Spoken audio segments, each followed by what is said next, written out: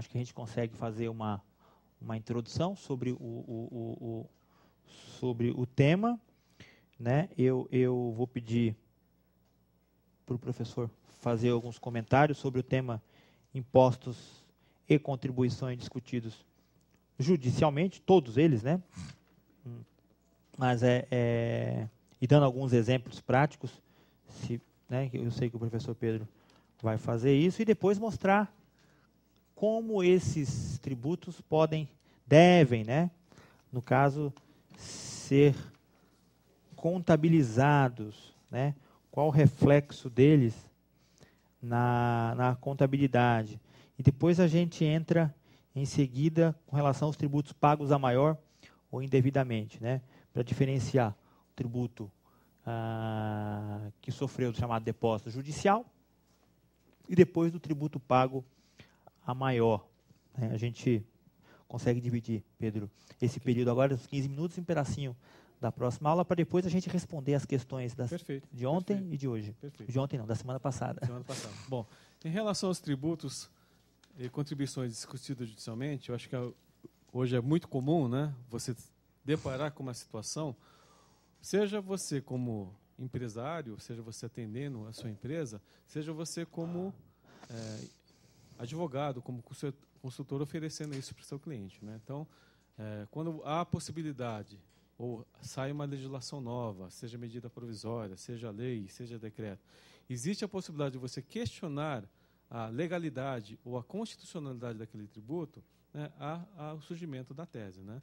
Em 92, 91, né, muita gente ganhou muito dinheiro com isso. Né? Discussão lá do PIS, discussão do fim social, né, no qual você conseguia cobrar alguns honorários até razoáveis. Hoje, a tendência é a diminuição desse tipo de coisa, porque o legislativo tem errado menos, né, porque tem surgido menos teses aí para você tá discutindo em relação a isso, mas ainda há algumas possibilidades. Né. Hoje, a tese que o pessoal tem discutido muito é aquela questão do ICMS, da base de cálculo do PIS/COFINS, né, que era uma tese morta, porque o STJ já decidia que isso fazia parte da base de cálculo, e o Supremo ressuscitou essa tese dizendo que não deve incidir PIS/COFINS sobre ICMS, né, porque isso não faz parte do fato gerador, porque isso não é faturamento. Então, tributo não é faturamento.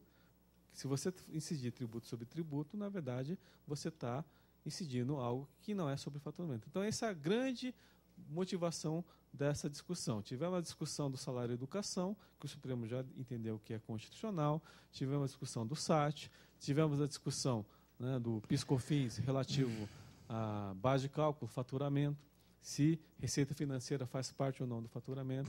Tivemos a discussão da alíquota da COFINS de 2% para 3%, que o Supremo entendeu que é constitucional. Tivemos a discussão da limitação de 30% da compensação dos prejuízos fiscais para a base de cálculo do imposto de renda. Então, ou seja, são várias teses que surgem no mercado, aí fica aquela situação. Quando o contribuinte resolve ingressar com a medida judicial, como contabilizar esse valor? Né? Aí fica, né? Tem liminar, não tem liminar, tem tutela, não tem tutela, aproveita ou não aproveita o benefício, faça depósito judicial, não faça depósito judicial, suspenda a dívida de tributo, não suspenda a dívida de tributo. Então, como é que fica isso na contabilidade? Né? Ficou muito comum também aquela questão, eu já tenho lá decisão no tribunal, eu já tenho lá um precedente do STJ, eu já tenho alguns precedentes do Conselho de Contribuintes, então o que eu faço com esse valor que está no passivo da empresa? Porque enquanto eu estou discutindo isso judicialmente, isso é obrigação, fica no passivo. Eu só vou poder dizer que aquilo é devido ou não quando houver decisão transitada julgada. Mas eu tenho um precedente do Supremo. Mas o precedente do Supremo é para aquela situação específica. Será que o teu caso é o mesmo? Será que o seu processo está sendo conduzido da mesma maneira? Porque às vezes a tese é muito parecida, só que o processo foi mal conduzido. E você vai ter uma decisão um pouco diferente. Ou, né, que a gente tem visto muito, né, o Supremo muda de posição. Como é que fica esse valor? Que é uma obrigação que está no passivo da empresa. Se a empresa baixar esse passivo que a gente fala, né, reverter essa provisão do passivo, isso vai representar o quê? Uma receita no resultado. Se representa a receita, vai aumentar o lucro. Aumentando o lucro, vai significar o quê? Distribuição de dividendos. Distribuição de bônus para os administradores. Porque ele conseguiu, né, um resultado positivo e vai conseguir ganhar aquele bônus milionário. Só que daí o que acontece? Passou 1 ano, 2 anos, o Supremo muda de posição. Ou seu processo foi mal conduzido, porque tinha lá um vício processual, ou, né, o colega esqueceu de utilizar um argumento que os outros utilizaram, o que vai acontecer? Você tem uma decisão desfavorável. Aí o que você vai fazer? Vai ter que contabilizar novamente aquela obrigação. Em algumas situações aconteceu, quando nós tivemos a discussão da Lei 8.200, todo mundo achava que a tese estava ganha, que o Supremo ia pacificar a tese, aí o Supremo mudou de entendimento, dizendo que a discussão da Lei 8.200, que era aquela questão da correção monetária das demonstrações financeiras, era um benefício fiscal. E como benefício fiscal, o legislador poderia diferir o aproveitamento daquele benefício. O que acabou acontecendo? A maioria das empresas que tinha aquele passivo estornado ou baixado, que distribuiu dividendos sobre aquilo, tiveram que contabilizar novamente aquele valor. E quem te verifica? Normalmente as discussões demoram quanto, gente? 10 anos, 12 anos. Imagine um débito de 10, 12 anos atrás, corrigido até hoje. Você tendo que contabilizar. E aí, em algumas situações, a empresa fica com patrimônio líquido negativo. Pior, tem aquele valor para pagar. Tem responsabilidade do administrador perante o sócio acionista. Tem a responsabilidade da auditoria. Por que você deixou baixar isso? E por força disso, o que a CVM fez? Ela baixou um ato administrativo regulamentando a questão das contabilização e baixa de passivos, né? Que eu vou explicar um pouquinho mais para frente. Mas, quando o contribuinte resolve ingressar com uma medida judicial, seja mandado de segurança, seja ação ordinária com tutela, seja medida cautelar, o que vai acontecer na contabilidade da empresa? Enquanto não houver decisão transitada em julgado, esse valor é, quem diria, uma obrigação legal. É um passivo. Eu tenho que registrar na contabilidade. Então, isso vai representar o quê? Um crédito no passivo da empresa e uma correspondente débito como despesa no resultado.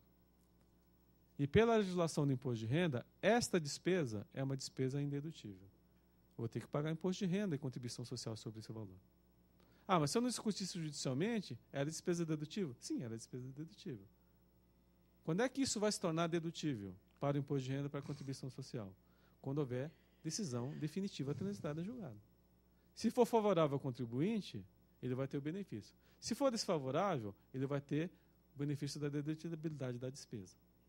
Né? Então, é isso que tem que deixar bem claro. Quando estiver discutindo judicialmente o tributo, seja pela legalidade, seja pela sua constitucionalidade, esse valor fica no passivo da empresa. Né? Ele é diferente de provisão. Por quê? O que é provisão para a contabilidade? É algo que eu acho incerto, eu não tenho certeza para quem eu devo, quanto eu devo e quando eu devo. Já a obrigação legal que eu estou discutindo, a constitucionalidade e a legalidade, eu sei quanto eu devo, que a lei determina, qual é a base de cálculo, qual é a alíquota. Eu sei para quem eu devo, União, Estado, Município.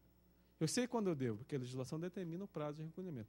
Quando isso se torna algo ilegal e inconstitucional? É quando houver uma decisão transitada julgada, seja pelo STJ, seja pelo Supremo Tribunal Federal. Por quê?